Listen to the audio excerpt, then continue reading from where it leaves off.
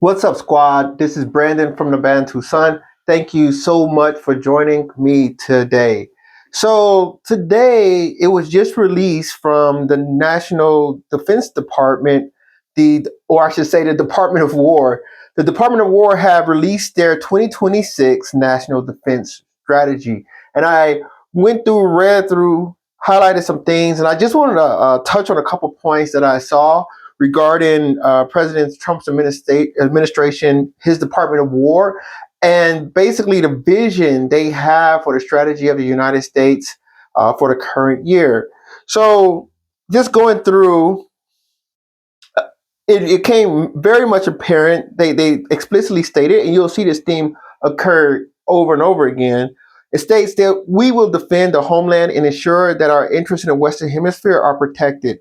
We will deter China in the Indo Pacific through strength, not confrontation. We will increase burden sharing with allies and partners around the world. And we will rebuild the U.S. defense industrial base as part of the president's once in a century revival of American industry. Peace through strength.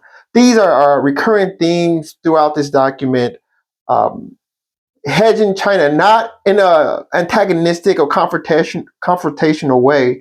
By the way, the word Taiwan, someone pointed out, and it's true. I haven't seen the word Taiwan. It actually is very light on Asia in particular, but the word Taiwan doesn't really appear on this document on the strategy. So you got to imagine that's not really a strong priority. I think this is a wink and a nod. To the Chinese, but they talk about deterring China in the Pacific through strength, not confrontation, which is also a theme of President Trump's administration. Although he make major moves, he doesn't like to get bogged down. He likes to be in and out, get things done, and get away. Um, he talks about burden sharing is another major theme, burden sharing with the allies, uh, as well as rebuilding a defense industrial base. As you know, he recently raised his defense spending to $1.5 trillion. So, peace through strength is the complete theme that is talked about over and over and over again. One of the things it talks about is Israel, how Israel was able to defend itself on October 7th, and they called Israel the model ally. And the theme that the takeaway from that is, in this administration eyes, a model ally is an ally that's pretty much with minimum interference for the United States can hold their realm or serve as an outpost for the United States. Whether you're talking about Israel in the Middle East or Europe with Russia and the Russia-Ukraine situation, to him, a model ally is someone that can hold it on with minimum American involvement and leave America kind of free in the Western Hemisphere to really focus on itself, America first, and buckle down within the hemisphere, requiring little support, financial, troops on the ground, etc., from the United States. So they talk about the Western Hemisphere as the key defense area, and this is always interesting because I wonder do they include the Southern Cone when they say Western Hemisphere, Argentina, Brazil, and Chile. This is something a part of the world, and you can throw Uruguay and Paraguay in there as well. But this is a part of the world that America really has had very minimal touch, regardless you're talking about the Trump Colliery or the Monroe Doctrine. America doesn't do a lot of business down there, but they constantly say the hemisphere. But our our interference in the southern cone of the Americas have been very very minimal. They specifically call out the Panama Canal, the Gulf of America, and Greenland as key strategic interests that they need, and that's no surprise there because you have Greenland, which is going to be part of the Golden Dome. It's the basically the entrance from Europe or from the Arctic to North America. You have Panama, which facilitates trade and security between the Atlantic and the Pacific Ocean. So you have all those things, and then you have the Gulf of America, which is basically the Mediterranean of the Americas. So to be able to control that, and that also talks about a lot of security who coming in and out of the country, whether that's by land on Mexico or by sea in the Caribbean. They bring up the point to prevent anyone, including China, from being able to dominate us or our allies. Um, Basically, they say they need strong allies, and for their defense in Asia, they're really relying on what they call like the first island chain, which is a series of allied pseudo island chain island nations. You cannot include Taiwan in this, but Japan, the Philippines, Indonesia. There's some overseas territories as well, such as Guam, and you have this, and they mentioned parts of Malaysia as well. But these island nations off the coast, this is your South China Seas area as well as East Asia area, that they really see them as this warning. I always say one of the greatest real estate you can control as a global power in the Pacific is Hawaii. Basically, as long as America has Hawaii, America is going to be a strong power within the Pacific. It talks about raising the expenditure between the United States and its ally. I thought NATO spend was about 4%, I believe, but no, it's actually 5%. They want 5% of GDP. They want that going into NATO spending between the United States and their allies. Talks about boosting defense production. One thing President Trump has brought up is he doesn't like the time lag from the defense industry. If he wants a bomber, he needs that bomber immediately. He don't need it in 3 years. So removing some of that waste there. He mentioned various operations, one being Midnight Hammer, which is the operation where they went and bombed the nuclear facility in Iran. This is, like I said, his theme. He likes to be in and out.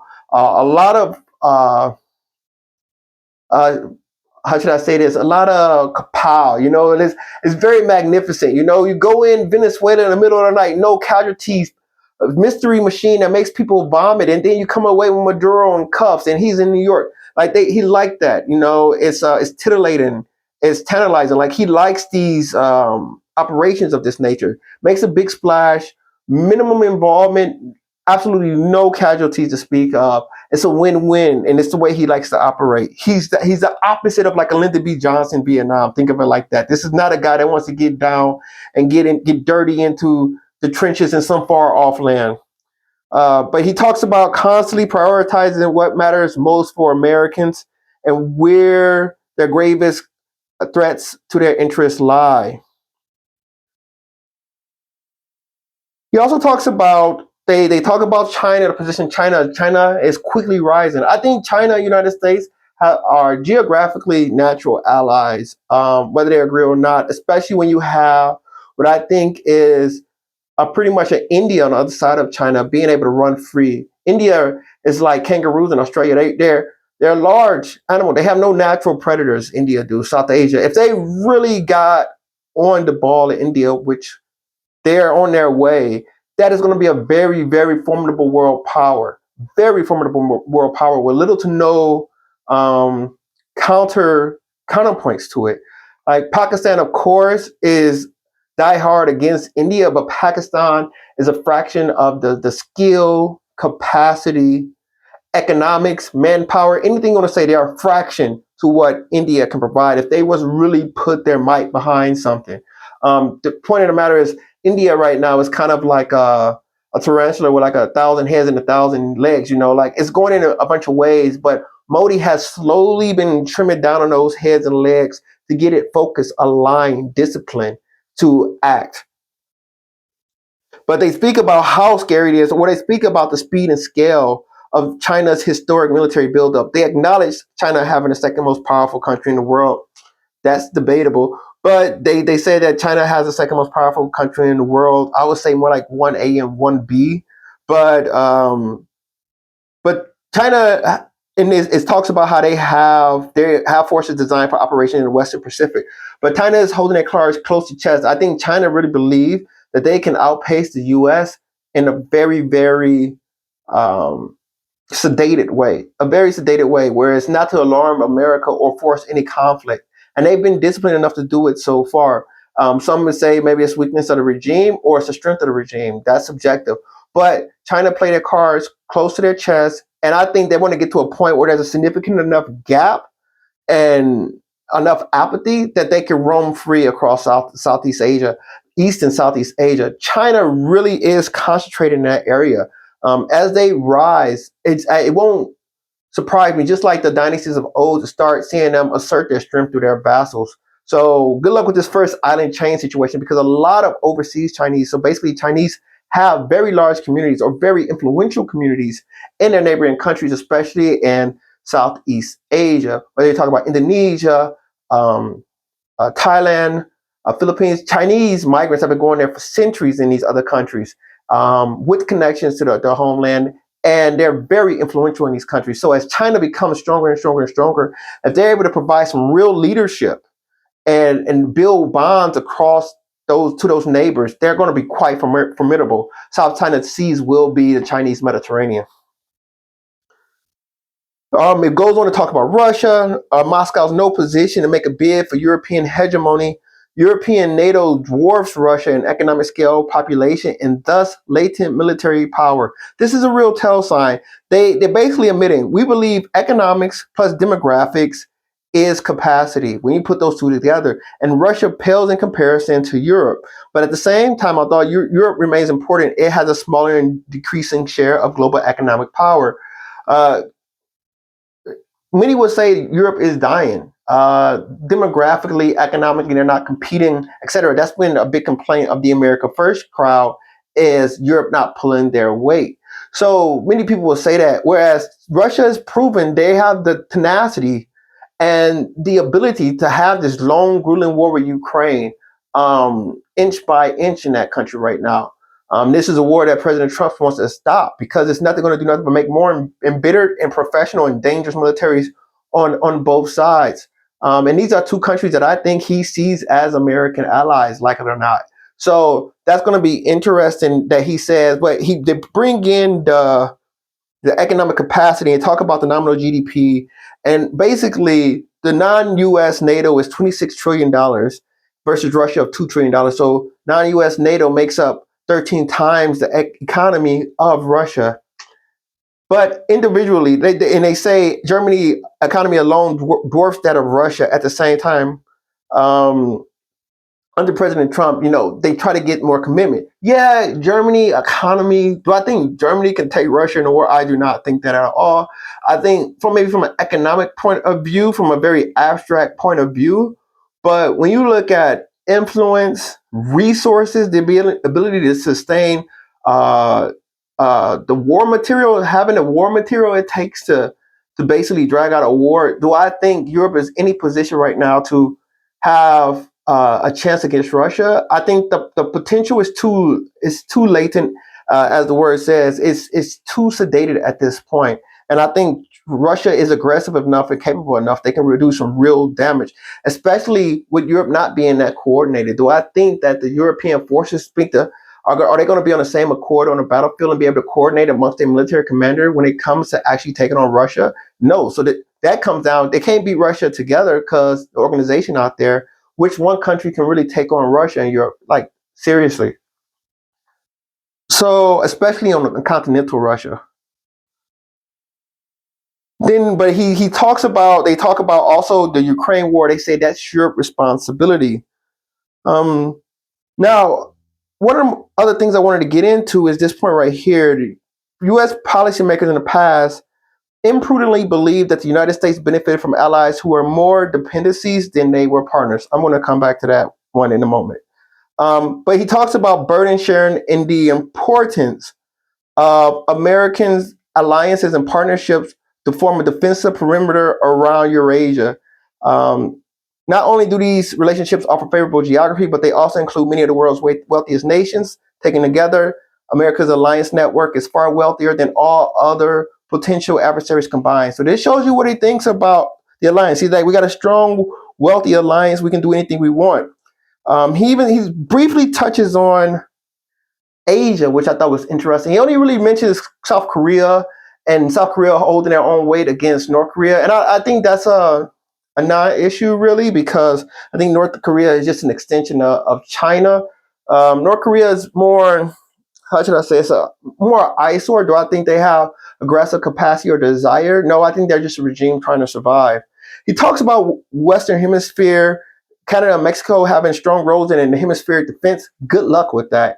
Obviously, Mexico is under the pressure, especially with the cartel crackdown that President Trump is doing. But if you see Canada under PM Mark Carney, they're Trump just threatened to put 100% tariffs on their goods if they let the Chinese come into the hemisphere.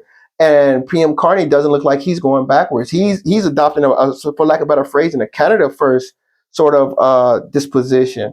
But I really want to circle back on this last point where we talked about the U.S. policymakers, um, and this was encouraged by the past U.S. policymakers who imprudently believed that the United States benefited from allies who were more dependencies than they were partners. So this is where I want to add some commentary on.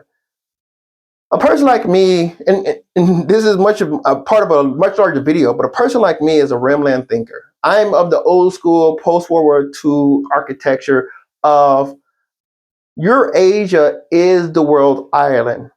It's demographically superior, economically superior, and it has the territorial depth that the Western Hemisphere does not have, right? Especially with America right now. If you leave these countries to their own devices, because he said, okay, I can understand this. He said, well, we don't want weak allies. Well, right now, since this has been working. Okay, this has been working. There has been no real competitor to the United States. You had the Soviet Union, but that broke down on its own ability, obviously 30, 40 years ago. 30 years ago. So you had the Soviet Union, and they were always deteriorating. Communism is it's atrocious. It's atrocious. So outside of that, but that was never the, how should I say this? The goal was always to have the United States on either side of the Eurasian continent. NATO in Western Europe, Japan, South Korea, Guam, etc. in East Asia. And this allowed America, one, to ally. This is the debating strategy that I thought worked. It allowed America to ally with smaller and more medium powers to offset stronger inland powers such as Russia or China if they were to become aggressive. America could quickly come in and snuff it out before it gets too far. Now, under this American first mentality, there's almost a desire to retreat from this part of the world. And yeah, maybe this work if you think the world is going to be split between dictators and all military forces. It's going to be on oppressing your own people. But I think it's like a better phrase than naive. Do America think that we can come and retreat back to the Western Hemisphere, sit on top of this strong empire regionally, and not expect the world to come bite us? When Europe starts building those relationships with Africa again, when Russia get peace, you think Russia's not going to go back in Africa and try to reclaim some of those countries and relationships they lost since the Arab Spring?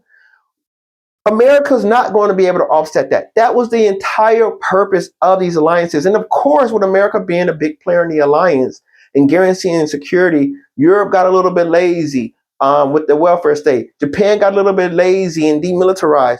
But of course, you want them to chip in.